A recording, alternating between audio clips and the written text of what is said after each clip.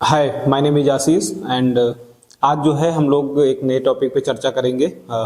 बहुत important topic है और काफ़ी ट्रेंडिंग टॉपिक है जो कि हमारे लिए जानना बहुत ज़रूरी है। तो आज जो है हम लोग समझेंगे कि how a software company can incorporate the sustainable technologies, right. तो आज हम लोग चर्चा करेंगे सस्टेनेबल टेक्नोलॉजीज के ऊपर। ये हमारे लिए बहुत जानना जरूरी है। तो जैसे कि हमने सुना होगा कि बहुत सारे सस्टेनेबल आज के टाइम पे गवर्नमेंट की तरफ से भी है और वैसे प्राइवेट सेक्टर्स के अंदर में भी उस पर बहुत ज़्यादा जोरों से काम हो रहा है। तो उसके अंदर में हमारी टेक्नोलॉजी कैसे हेल्प कर रही है उसके लिए हम लोग आज समझेंगे। तो मैं जो है सस्टेनेबल टेक्नोलॉजी के ऊपर बहुत ज़्यादा चर्चा नहीं करूँगा, लेकिन सस्टेनेबल टेक्नोलॉजीज जो है सॉफ्टवेयर कंपनी के लिए कैसे बेनिफिशियल है, या फिर एज एन सॉफ्टवेयर कंपनी हम सस्टेनेबल टेक्नोलॉजीज को कैसे अडॉप्ट कर सकते हैं और उसके अंदर में हम लोग काम कर सकते हैं और एक नए मतलब लॉन्ग टर्म विजन के लिए भी सोच सकते हैं, राइट। तो सबसे पहला हमारा जो इम्पोर्टेंट है वो की है सस्टेनेबल टेक्नोलॉजी के लिए सॉफ्टवेयर कंपनी के लिए पहला पॉइंट क्या है कि हमें जो भी है वो ग्रीन सॉफ्टवेयर डेवलपमेंट प्रैक्टिसेस को जो है अपने अंदर में अडॉप्ट करना चाहिए, राइट। अब ग्रीन सॉफ्टवेयर डेवलपमेंट प्रैक्टिसेस क्या होती हैं, लाइक जिसके अंदर में जैसे हम लोग क्या कर सकते हैं कि एक ऑप्टिमाइज्ड कोड हमेशा लिखने की कोशिश करना चाहिए। बीइंग अ डेवलपर, जब भी हम कोई किसी प्रोजेक्ट पे काम करते हैं तो हमारे लिए बहुत ही ज़्यादा इंपॉर्टेंट होता है कि हम अपना कोड ऑप्टिमाइज तरीके से कैसे लिख पाएँ और कैसे लिख रहे हैं, ताकि वो क्या है कि समझने के लिए तो आसान होता ही होता है, साथ को अगर कल को कोई दूसरी टीम आती है, दूसरे डेवलपर्स आते हैं तो उनके लिए भी बहुत ज़्यादा इंपॉर्टेंट रहता है, वो आसानी होती है उनके लिए समझने में। तो इस वजह से हमको हमेशा ऑप्टिमाइज्ड कोड भी लिखना चाहिए। ऑप्टिमाइज्ड कोड लिखने से बहुत सारे फायदे हैं, लाइक आपका रन टाइम भी बचता है, आपका कोड रीयूजेबल हो जाता है, आपको इजी टू अंडरस्टैंड होता है। कल को आप मान लीजिए आपने एक कोड पे काम किया 1 साल पहले और 1 साल के बाद में कुछ उसमें चेंजेस करने की जरूरत पड़ी या फिर कोई इश्यूज आ गया आपको टैकल करने की जरूरत पड़ी, तो हम जो है अगर ऑप्टिमाइज्ड कोड है हम आसानी से उसको जो है डिबग कर सकते हैं प्रॉपरली, राइट। उसके बाद में क्या है कि सबसे लिए इम्पोर्टेंट क्या है कि हमें हमेशा जो है लॉन्ग टर्म जो जो बड़े सॉफ्टवेयर होते हैं, ठीक है, उसके अंदर में हमें हमेशा जो है इको फ्रेंडली एल्गोरिथम्स को डेवलप करना चाहिए, या फिर इसको ऐसे कह सकते हैं कि इको फ्रेंडली एल्गोरिथम्स को हमेशा यूज़ करना चाहिए। इको फ्रेंडली एल्गोरिथम्स क्या होगी, जो कि हमारे सिस्टम के लिए इफिशियंट हो और हमारी प्रोसेसिंग को फास्ट कर सके, कोड को रीयूज कर सके और जो लेटेस्ट डिमांड है उसको प्रॉपर तरीके से फुलफिल कर सके। ये हमारे लिए बहुत इंपॉर्टेंट होता है। उसके बाद नेक्स्ट क्या है, सस्टेनेबल हमको क्लाउड कंप्यूटिंग जो है यूज करना चाहिए। लाइक अब हमको वर्चुअलाइजेशन पे जाना चाहिए। वर्चुअलाइजेशन के जो सर्वर हो गए, instead of creating own server, हम जो दूसरे के बने बनाए सर्वर हैं उनको भी यूज़ कर सकते हैं, राइट। लाइक जैसे क्लाउड, गूगल क्लाउड हो गया, आपका AWS हो गया, माइक्रोसॉफ्ट हो गए, ऐसे तमाम कंपनीज हैं जो कि मतलब हमको एक सस्टेनेबल जो है प्रोवाइड करते हैं। क्योंकि हम अपना सर्वर बनाएंगे या फिर अपना जो सर्वर रूम बड़े बड़े लेवल पे बनाने की कोशिश करेंगे तो हमारी एनर्जी बहुत ज़्यादा लॉस होगी, पावर कंजम्पशन होएगा, तमाम बहुत सारी चीज़ें इम्पैक्ट करती हैं वहाँ पे। तो इसलिए वहाँ पे उतना सोचने की बजाय जो है हमको सीधा क्या है सस्टेनेबल क्लाउड कंप्यूटिंग्स को यूज़ करना चाहिए। उसके साथ में क्या है कि हमें जो है सॉफ्टवेयर इफिशियंसी इन टेस्टिंग, यानी कि जब भी हम कोई सॉफ्टवेयर बना रहे हैं तो उसके अंदर में हम टेस्टिंग कितनी इफिशिएंटली कर पा रहे हैं और कितने अच्छे तरीके से हम अपने सॉफ्टवेयर को जो है बग फ्री जो है डेवलप करके क्लाइंट को डिलीवर कर पा रहे हैं, वो हमारे लिए बहुत ज़्यादा इंपॉर्टेंट होता है। तो हमेशा टेस्टिंग के लिए जो है हमको सबसे बेस्ट टू बेस्ट टूल्स का यूज़ करना चाहिए, हमेशा इफिशिएंट टूल का यूज़ करना चाहिए जो कि सस्टेनेबल भी हो, जो कि कॉस्ट इफेक्टिव भी हो, जो कि जो है कम टाइम लेता हो, और बहुत सारे पिलर्स होते हैं। बेसिकली इन सब चीज़ों पे हमें ध्यान रखना रहता है।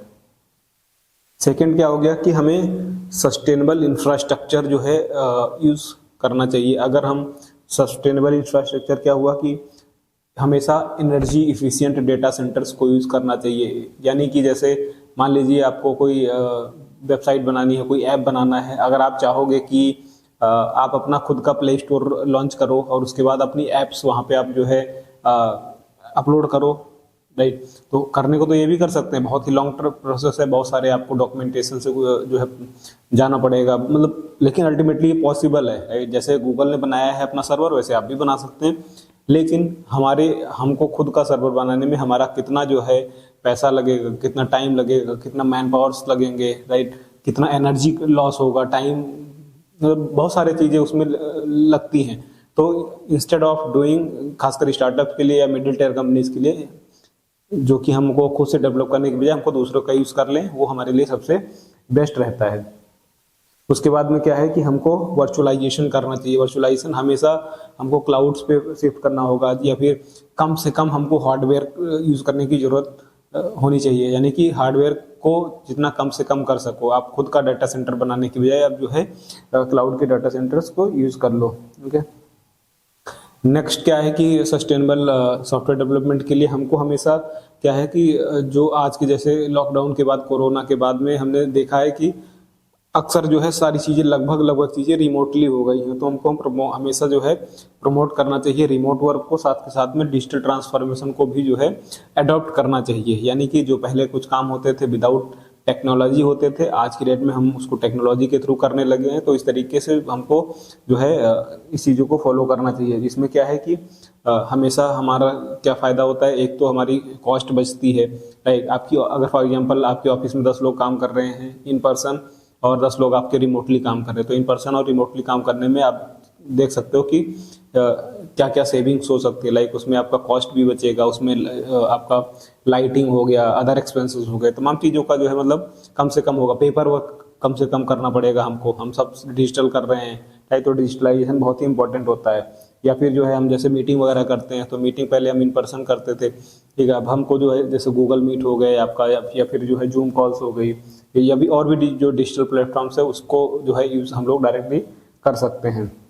नेक्स्ट क्या है कि ई वेस्ट मैनेजमेंट, ये भी हमारे लिए बहुत ज़्यादा इंपॉर्टेंट है। जनरली हम लोग देखते हैं कि हर कंपनी के अंदर में कुछ ना कुछ जो है हमारे हार्डवेयर्स जो है वो निकलते रहते हैं। तो हमेशा हमें सस्टेनेबल हार्डवेयर्स को यूज़ करने की प्रैक्टिस को जो है ध्यान में रखना पड़ता है। उसके बाद रिसाइकलिंग प्रोग्राम्स बहुत सारे होते हैं आजकल। तो बहुत सारी कंपनीज क्या करती हैं, आपके हार्डवेयर्स को, जो बेकार हार्डवेयर्स का है उसको रीयूज़ करके रिसाइकिल करके नया डेवलप करती है। तो इसलिए आपको जो है ऐसी कंपनियों के साथ में भी टाई अप करके रखना चाहिए, ताकि अगर आपका कुछ वेस्ट हो रहा है आपके हार्डवेयर्स में, कुछ आपको रिसाइकिल करवाना है, तो आप डायरेक्टली उनसे कनेक्ट कर सकते हैं। उसके बाद में क्या है कि हमको इंटीग्रेट जो है सस्टेनेबिलिटी इन बिजनेस स्ट्रेटजी, यानी कि हम बिजनेस को कैसे डेवलप कर सकते हैं, बिजनेस को कैसे बढ़ा सकते हैं अपने लिए जो है। तो उसमें जो है ये सस्टेनेबल टेक्नोलॉजीज कैसे काम करती हैं। एक तो क्या है कि हमको हमेशा प्रोडक्ट डेवलपमेंट जो है अपना उस तरीके से ऑप्टिमाइज वे में करना चाहिए, ताकि जो है हम उसको बेहतर तरीके से बना सकें। यानी कि आपको हमेशा जो है latest technologies, reusable technology, reusable codes को यूज़ करना चाहिए। उसके बाद साथ के साथ में क्या है कि क्लाइंट की ऑफरिंग, मतलब क्लाइंट की रिक्वायरमेंट को समझ के हमको उस तरीके से उसको प्रेजेंट करना होगा कि हमारा जो सॉफ्टवेयर है या हमने जो टेक्नोलॉजी पे जो काम किया है वो टेक्नोलॉजी कैसे उसके लिए बेनिफिट है, मतलब बेनिफिशियल कैसे है हमारे क्लाइंट के लिए। तो वो भी हमारे लिए बहुत ही ज़्यादा इंपॉर्टेंट रहता है। साथ के साथ में हमेशा use AI and data analytics for sustainability, हमको मार्केट की रिसर्च जो है प्रॉपर तरीके से करनी चाहिए। ओके, या फिर आपका जो भी एनर्जी ऑप्टिमाइजेशन हो सकता है ज़्यादा से ज़्यादा, वो हम लोग कैसे कर सकते हैं। या फिर प्रोडक्टिविटी एनालिसिस कैसे हम कर सकते हैं अपने प्रोडक्ट की जो भी, या फिर अपने सॉफ्टवेयर की जो भी हमने बनाया, अपने टीम की इवन जो है प्रोडक्टिविटी एनालिसिस कैसे की जा सकती है। उसके बाद सस्टेनेबिलिटी मैट्रिक्स को हम लोग जो है एक कंसीडर कर सकते हैं, आपका KPIs बना सकते हैं इस तरीके से। नहीं तो ये सब जो है, उसके बाद में क्या है कि नेक्स्ट हमारे पास क्या है कि हम हमेशा लीवरेज होना चाहिए अपने का to adopt the open source collaboration, open source technologies, जो कि बहुत सारे, अब ऐसा कि मान लीजिए आपको वीडियो का एक जो है टूल बनाना है, राइट। तो instead of developing own video tool, हम लोग जो है ओपन सोर्स जो कोड पड़े हुए हैं वहाँ से हम लोग जो है इसको रीयूज़ कर सकते हैं। यानी कि आपको टाइम भी बचाना है, आपको कॉस्ट भी बचानी है, और आपको इफेक्टिवली जो है अपनी टीम से जो है काम भी निकलवाना है, और उसके अंदर में आपको बिजनेस भी जनरेट करना है। तो मतलब बहुत सारे पिलर्स होते हैं जो कि हमेशा ध्यान रखना पड़ता है। तो ये सब चीज़ें हैं जो कि हमको एज एन बिजनेस ओनर या फिर एज एन IT कंपनी इन सब चीज़ों का ध्यान में रखना होता है। आई होप ये चीज़ें हम समझ में आई होंगी। तो हम लोग मिलते हैं नेक्स्ट वीडियो में। Bye bye.